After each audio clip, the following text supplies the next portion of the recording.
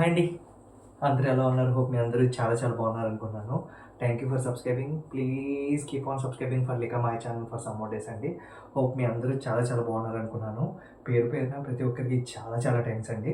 మీ అందరి దయ వల్ల, హ్మ్, మీ అందరి హ్యాపీనెస్ వల్ల ఆహ్, నేను చాలా బాగున్నాను. సో, నా యూట్యూబ్ ఛానల్‌లో ఈ 16,000 మంది సబ్స్క్రైబర్స్ అయిపోయి 16,100కి ఎళ్ళబోతుంది. సో, ఇట్స్ సో హ్యాపీ అనమాట. సో, ఇట్స్ ఎ పార్ట్ అనమాట అంతే. అయితే ఈరోజు జూన్ 4థ్, 2024. ఓకే. మన చేతికి ఉన్న మార్క్ పోయే లోపల, హ్మ్, ఎలక్షన్ మార్క్, ఓటేసామని హక్కు ఏసుకునే మార్క్ పోయే లోపల మన రిజల్ట్ ఏంటి, మన రాజధాని ఏంటి, మన ఆంధ్రప్రదేశ్ యొక్క భవిష్యత్తు ఏంటి అనేది మనం నిర్ణయం చేసుకున్నాం అనమాట. సో, ఎట్టకేలకి ఎవరైతే చంద్రబాబు నాయుడు గారు సీఎంగా కూర్చుంటారని అనుకున్నానో, పిఠాపురంలో పవన్ కళ్యాణ్ గారుగా కూర్చుంటారనుకున్నాము. తర్వాత ఉంగుటూరులో మన ధర్మరాజు గారుగా కూర్చుంటారనుకున్నాను. తర్వాత వచ్చేసి ఆచంట్లో మా ఎవరు పేతాని సత్యనారాయణ గారు, పేతాని గారు కూర్చుంటారనుకున్నాను. తర్వాత ఉండిలో మా త్రిపులారి గారు కూర్చుంటారనుకున్నాను. ఇలా పలు రకాలుగా కూర్చుంటారనుకున్న ప్రతి పదవిలో ఉన్నోళ్ళందరూ కూడా ఎవరి కాళ్ళకి తగ్గట్టుగా, ఎవరు కష్టపడినట్టుగా వాళ్ళకి రిజల్ట్ వచ్చి, సో, వీళ్ళందరూ కూడా హ్యాపీగా కూర్చున్నారనే ఫీలింగ్ తోటైతే హ్యాపీగా ఉందనమాట. సో, ఎన్ని ఓట్లతో గెలిసాము ఏంటి అనేది కాదు. ఎందుకంటే ఇది గెలుపు ఓటములతో కలిసింది కాదు. ఎందుకంటే ఇది ఇది ఆంధ్రప్రదేశ్ యొక్క రాజధాని గురించో, లేకపోతే ఆంధ్రప్రదేశ్ యొక్క రాజకీయాల గురించి మాట్లాడటానికి నాకేమీ అర్హత లేదు. కాకపోతే ఏంటంటే, మన రాజధాని గురించి మనం మాట్లాడుకునే అర్హత అయితే నాకుంది. ఎందుకంటే, నేను కూడా ఒక ఆంధ్రప్రదేశ్ వ్యక్తిగా ఇది నా రాజధాని, ఇది నా ఊరు, ఇది నా పొలం, ఇది నా తిండి, ఇది నా ఊరు, ఇది నా ఇల్లు, ఇది అన్నట్టుగా ఎలా అయితే ఊహించుకుంటున్నానో, అలాగే ఇది నా రాజధాని అని నేను బ్రతికుండగానే, నా రాజధాని నేను ఇంకొక రాష్ట్రంలో ఉన్న వ్యక్తులకి చూపించుకుని చెయ్యాలి అని అంటే, యథా రాజా తథా ప్రజ అన్నట్టు కాకుండా, రాజుని మార్చుకుని, ఈ రాజు చేయకపోతే ఇంకో రాజునైనా తీసుకొచ్చానా, మనం తదనంతరాలు వెళ్ళిపోయి పుస్తకాల్లో మన ఆంధ్రప్రదేశ్ ఎలా ఉంటుంది అని ఊహించుకునే కన్నా, ఊహల్లో బ్రతికే కన్నా, ఓకే, ఇలా వీళ్ళందరి వల్ల మన రాజధాని ఏంటి అనేది, ఎలా ఉంటుంది అనేది తెలుసుకునేలాగా ఈ 2024 నుంచి ఈ 2019 లోపల వరకు మన రాజధానికి ఒక షేప్ వచ్చేలాగా మనం అందరం కోరుకుని ముందుకు తీసుకెళ్తే, వీళ్ళందరూ కూడా బాగా చేసి పెడితే మనకు మంచిది. ఏదో జనాలను చూసాము, ఒడిగట్టే ఒంగోబెట్టాం, పడుకోబెట్టుకున్నాం, కూర్చోబెట్టి జోలలు పాడాం అన్నట్టు కాకుండా, ఈ ఈ ప్రభుత్వం అయినా సరే మన రాజధాని ఏంటి, మన భవిష్యత్తు ఏంటి అనేది పక్క రాష్ట్రాలకి, మన రాష్ట్రాలకి, పక్క దేశాలకి కూడా మన రాష్ట్రాన్ని ఒక యూనిక్నెస్ చూపించేలాగా ఈ ఈ అర్థమైందా? ప్రతిపక్షం, ఈ పక్షం, 2 పక్షాలు కూడా అదే ఒక యూనిటీగా అయినా సరే మన రాజధాని ఏంటనేది డిసైడ్ చేసి మమ్మల్ని గాల్లో పెట్టకుండా చూపిస్తారని నా లక్ష్యం ఒకటే నాకు అనిపించింది. అందుకని నేను ఓటేసి అడిగాను. యాక్చువల్లీ నేను నిజం చెప్పాలంటే, నాకు ఓటు ఉన్నా కూడా నేను ఓటేయకూడదని అనుకున్నాను. కానీ ఎప్పుడైతే నేను 10 గంటలకి టీవీ పెట్టుకుని చూస్తుంటే, హైదరాబాద్ నుంచి, బెంగళూరు నుంచి ఫ్రెండ్స్ కొంతమంది కాల్ చేసి, లేకపోతే బెంగళూరు నుంచి తెనాలి వచ్చి, ఒకవేళ అంటే ఒక 2,000 తీసుకున్నాం, తీసుకోలేదు అనేది తర్వాత విషయం. కాకపోతే ఓటు డబ్బుల కోసం కాకపోయినా ప్రత్యేకంగా ఓటేసి ఖచ్చితంగా ఈసారి రాజధాని మార్చాలి అని ఈ 89% పోలింగ్ అయిన ఎవరైతే పోలింగ్ చేశారో బయట నుంచి వచ్చి, వీళ్ళందరూ కూడా నన్ను ఇన్స్పైర్ చేసి ఒక 2 గంటల్లో నన్ను మార్చి, నా పక్క ఊర్లోనే ఉంది, నేను స్కిప్ చేసేసాను. సర్లే మనం వేసినంత మాత్రాన రాష్ట్రాలు మారిపోతాయా, లేకపోతే అద్భుతాలు జరిగిపోతాయా అనుకున్నాను. కానీ నిజంగా నా ఓట్లో కూడా విలువ ఉందని ఇన్ని రోజుల నుంచి గత 25 రోజుల నుంచి నేను ఏసినోడు నెగ్గి అంటే నేను ఏసినోడు నెగ్గాలి, పైన నెగ్గాలి. నెగ్గిన తర్వాత వాళ్ళ వల్ల మనకి జరిగిన అన్యాయం అని నేను అనను. ఎందుకంటే ప్రతి ఒక్కరి వల్ల అన్నీ జరగాలని రాసిపెట్టి ఉండదు.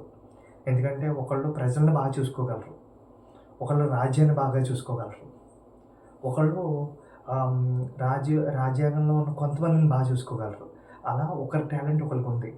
కానీ ఇప్పుడేమంటానంటే మీరు కలిసికట్టుగా చేసినా లేకపోతే ఇంకో విడివిడిగా చేసినా సరే మీరందరూ కలిపి దీన్ని ఈ ఈ ప్రజాపాలనని అభివృద్ధిగా అంటే నా రాజధాని ఎలా ఉంటుంది, నా రాజధానిలో నా ప్రజలు ఎలా ఉంటారు అని ఈ త్రిబుల్ ఆర్‌ల లేకపోతే ఈ విజువల్ ఎఫెక్ట్స్ చూపించడం కాకుండా సో మన రాజధాని ఇది అని గర్వంగా చెప్పుకునేలాగా మీరందరూ చేస్తా ఆటితో పాటు ప్రజలను కూడా ప్రజాపాలన చేసుకుంటా రాజధాని పరిపాలనను కూడా నీట్‌గా చేసి సో దీన్ని కమ్మక్ చేసి ఎంత అందంగా మన రాజధానిని ఎంత బాగా చూసుకుంటున్నాడు అని ఒక యూనిక్‌నెస్‌ని తీసుకొచ్చి వెళ్ళిపోవాలని నేను కోరుకుంటున్నాననమాట. సో మీరు నెగ్గిన ప్రతి ఒక్కరికి చాలా చాలా కంగ్రాట్స్ అండి. ఎందుకంటే ఓడినా, నగ్గినా సరే ఎంతో కష్టపడి ఎన్నో ఊహలు తెచ్చుకుంటేనే కానీ ఆ స్టేజ్‌కి రారు అనేది అర్థమైందనమాట. అది. కాకపోతే ఒక ఓటేసి మిమ్మల్ని డిసైడ్ చేసే అంత ఇదిలో లేకపోయినా కాకపోతే ఏంటంటే నా ద్వారా కూడా ఈ రాజధానికి ఒక నలుగురిని ఇన్స్పైర్ చేసి సో ఇక్కడే ఉండి ఉద్యోగం చేసుకోండి. నేను ఇదివరకు హైదరాబాద్‌లో ఉండి ఉద్యోగం చేసుకున్నాను. ఇప్పుడు ఆంధ్రప్రదేశ్‌లో ఉంటూ ఎంతో కొంత ఏదో దాంట్లో చేసుకుంటున్నాను. కానీ అలా కాకుండా నేను హైదరాబాద్‌లో చేసిన సాఫ్ట్‌వేర్‌ని ఈ హైదరాబాద్‌లో చేశాను. విజయవాడలో లేక నేను ఆంధ్రప్రదేశ్‌లో లేక నేను ఆ సాఫ్ట్‌వేర్ జాబ్‌ని వదిలేశాను. అట్లా లేకుండా సో ఇక్కడ కూడా ఒక సాఫ్ట్‌వేర్ జాబ్ ఉండేలాగా ఆ రాష్ట్రాన్ని వదిలేసి ఈ రాష్ట్రంలో కూడా మన రాష్ట్రంలో మనం కూడా ఎదుక్కునేలా ఉండేలాగా ఈ ఈ పరిపాలన అయితే ఉండాలి అని ఫీలింగ్ తోటి మాత్రం ఈ వీడియో చేస్తున్నాను. సో ఎందుకంటే ఈ వీడియో వల్ల నాకేమీ డబ్బులు రావు, స్పాన్సర్స్ రాదు, లేకపోతే ఇంకోటి జరగదు.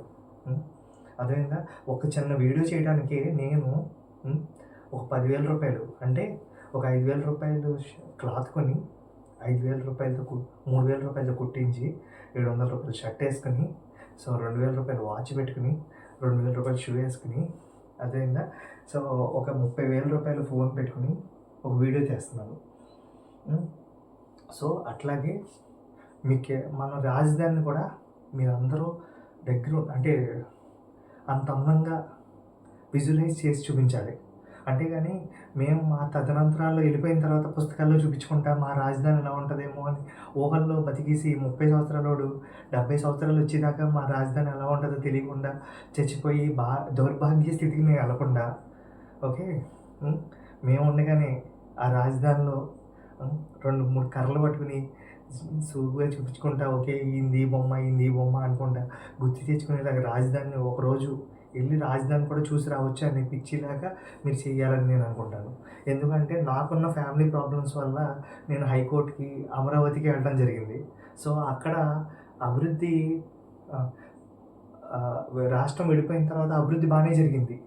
కానీ ఈ మన జీవో ఎలా ఉండాలంటే ఉన్నదాన్ని సంపూర్ణంగా ఉపయోగించుకోవాలనే జీవోని తెప్పించి ఓకే అర్థమైందా? అట్లా ఖాళీగా కూలీ బిల్డింగ్లా వదిలేశారండి. మొత్తం బిల్డింగ్స్ అన్నీ కూలీ బిల్డింగ్స్లో వదిలేశారు. ఎంత స్ట్రక్చర్స్ అంటే ఆ విల్లాస్ చూస్తే అక్కడ నిజంగా కరెంట్ ఫెసిలిటీస్ ఉంటే ఒక రిచ్ లైఫ్లో ఉన్నట్టు హ్యాపీగా ఉండొచ్చు అనమాట.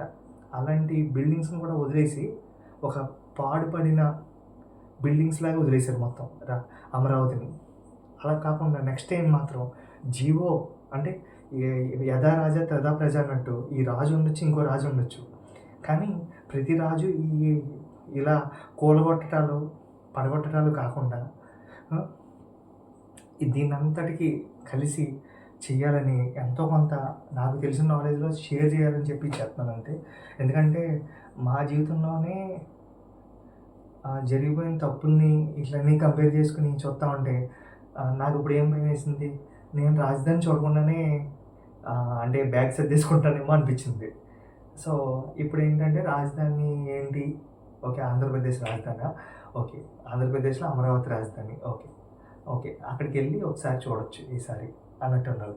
అంతేగాని కాసేపు వైజాగు, కాసేపు ఇంకోటి, కాసేపు ఇంకోటి, ఇంకోటి అంటే ఎళ్ళటానికి ఇబ్బంది కాదు. మీరు 4 పేర్లు చెప్పి 4 చోట్ల డెవలప్‌మెంట్ చేయకుండా వదిలేసే కన్నా ఒకదాన్ని పరిపూర్ణంగా చేయడం చాలా మంచిదనిపిస్తది.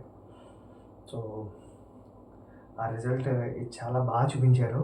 సో, ఈ పేరు పేరున ప్రతి నగ్గిన మా ఈ అంటే చిన్నప్పటి నుంచి ఉన్న అభిమానంతో తెలుగుదేశమనో, లేకపోతే ఇంకో దేశమనో అన్నాం తప్ప హ్మ్. ఈ రాజకీయాల వల్ల మాకొచ్చేది ఏమి ఉండదండి. ఓకేనా?